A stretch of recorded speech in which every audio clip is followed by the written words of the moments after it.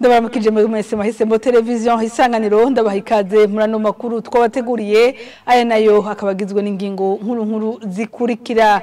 Abarundi na cane abayisilamu bahamagarirwa gukomeza umubano mwiza kandi bakitegurira kuzokwitaba amatora yimirije. Asana Nyamweru arongoye inama nkuru y'abashehe mu Burundi ashikirije kuno wa gatatu mu gihe abahurikiye mu idini ry'abayisilamu bahimbaza umunsi mukuru wo gusozera ukwezi kwa mafungo. Mu gisata c'agateka kazina muntu abajeje intwaro bategerezwa kwitwararika ko uburenganzira bw'abana bavuka kububakanye bidaciye mu mategeko batandukanijwe nk'ubwo kuronka aho baba bwubahirizwa. Esperance Ninahaza yanoso ibijanye n'amategeko ateye ako kamo nyuma yaho babura amatari b'intara zitandukanye bategetse aba bana bidaciye mu mategeko gutandukana. Ido nido yano makuru ni mukanya.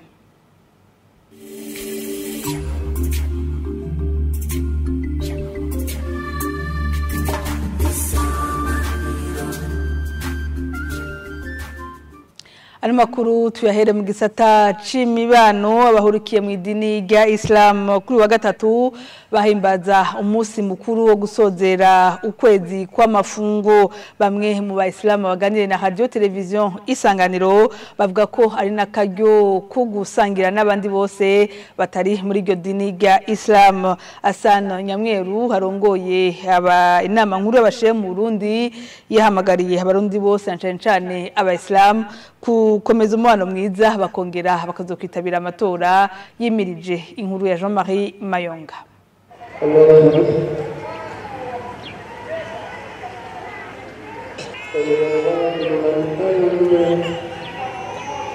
Aho ni ku kibuga c'umupira w'amaguru bita Cakomebu kiri mu Nyakabiga ahahuriye abayisilamu bavuye mu bice bitandukanye vy'igisagara bagizwe n'abagore, abagabo n'abana aho bari baje mu isengesho ryo kurangiza iminsi 30 y'ukwezi kweranda kwa Ramazani. Umunsi wa Idil Fitri urangiza ikiringo c'uko kwezi kweranda kwa Ramazani. Bamwe mu bayisilamu bari ngaho bakavuga ko ari umunezero ko nabarangije ayo mafungo atangorane bagize. Niyumva neza cyane gose kuko ni nka kujya k'umuntu tuvuge abahejeje amashure abayumva ameze neza mu gihe aronse diplome. Uno munsi natwe tuba tumeze neza cyane gose, akaba ari umunsi udasanzwe ku Muislamu wese ahabari kubera n'umwanya wo kuryoherwa wo kwifurizanya umunsi mukuru udasanzwe n'imiryango eka n'ababanyi yaba abayisilamu canke atari abayisilamu mugasabikanya mu vyo mwateguye. Si umunsi mukuru w'abamizilma gusa n'abakretien bose tuba turi kumwe.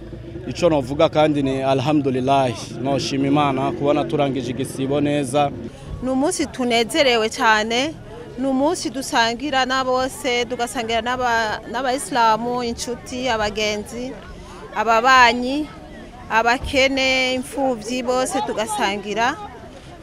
Turanezerewe cyane, twishimiye Imana kubona twafunze amahoro, tukaba tufunguye kandi turi amahoro.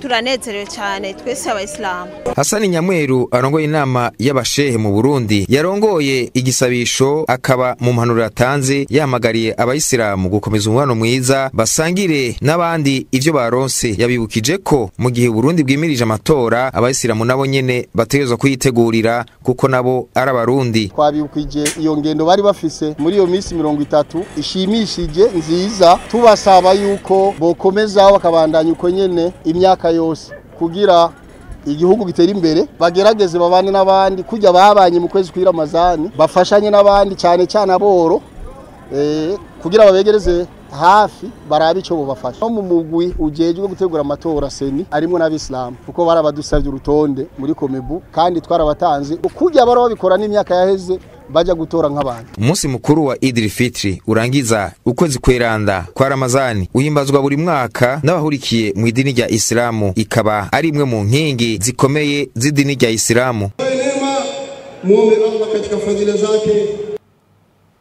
urakoze Jean-Marie Mayonga mu gisata c'ibidukikije ngo birakwiye ko ibihugu bine bisangiye ikiyaga Tanganyika byoja hamwe bikaraba ko uruzi rukuga ngo rutogomorwa kugira ngo amazi y'ikiyaga Tanganyika atembaja muri fleuve Congo gutyo ntabandanye atera imyuzure bishikirizwa n'umugisha wa kaminuza kongera akaba n'umuhinga mu bijanye no gutunganya ibisagara hamwe n'ibidukikije Professeur Bernard Sindayihebura akabona ko umuti urama kuri iyo myuzure ari uko ho kubakwa urubumbiro canke idig mu gihe amazi azoyamaze gusubira inyuma.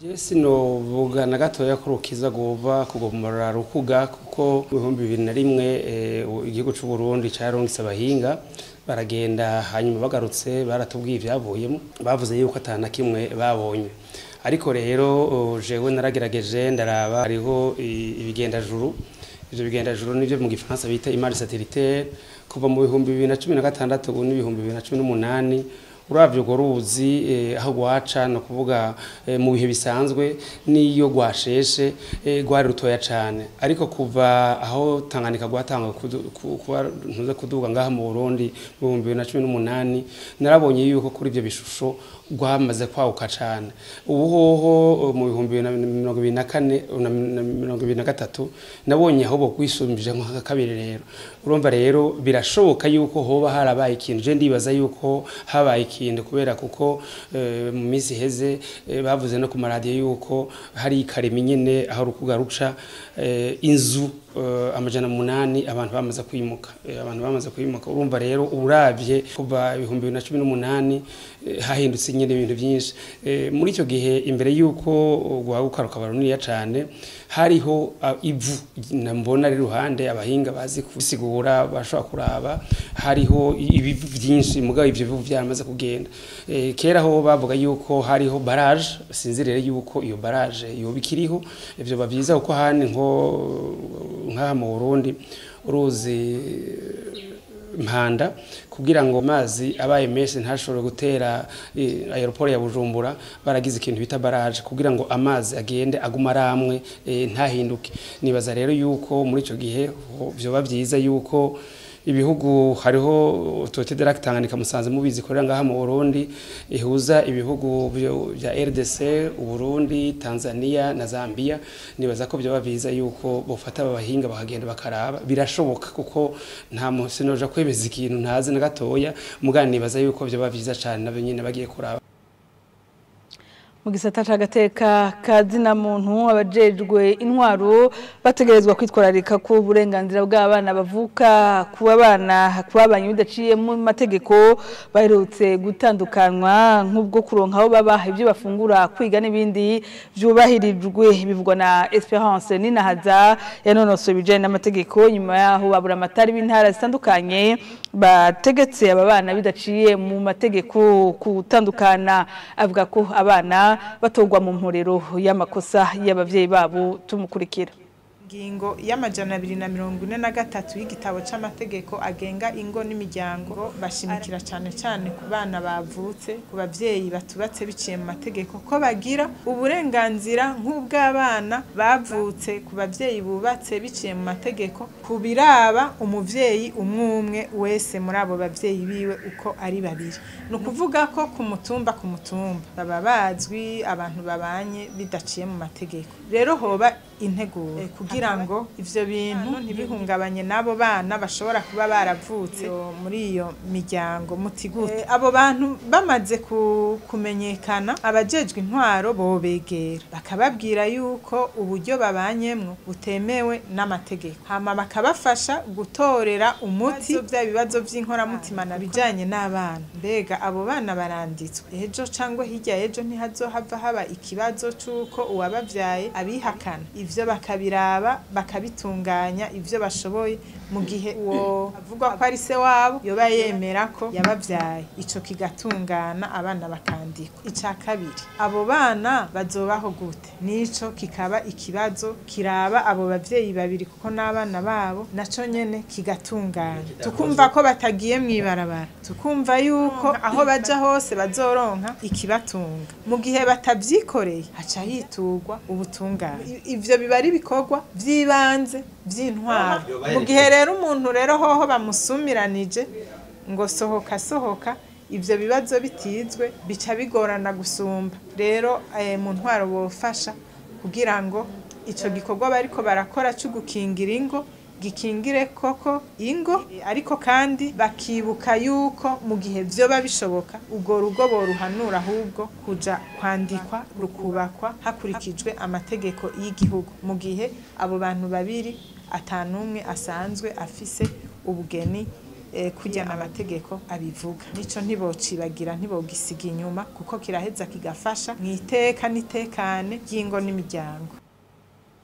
Urunani rw'amashirahamwe y'abarimyi b'ikawa Senake murima w'isangi rurashima igiciro c'1380 giherutse gushingwa n'inama nshinkiranganji ku kiro c'ikawa idatonoye. Naho biruko Jean Pierre Ntabomenyereye arongoye urwo runani avuga ko leta yogira kigoro igashikana n'imburiburi amafaranga ibihumbi 2 mu mwaka uza. Abona ko ariho byoshoboka ko umurimyi akora yunguka mu gihe umwimbu woba waduze. Ari kuri mikro ya Jean de Dieu Irakoze.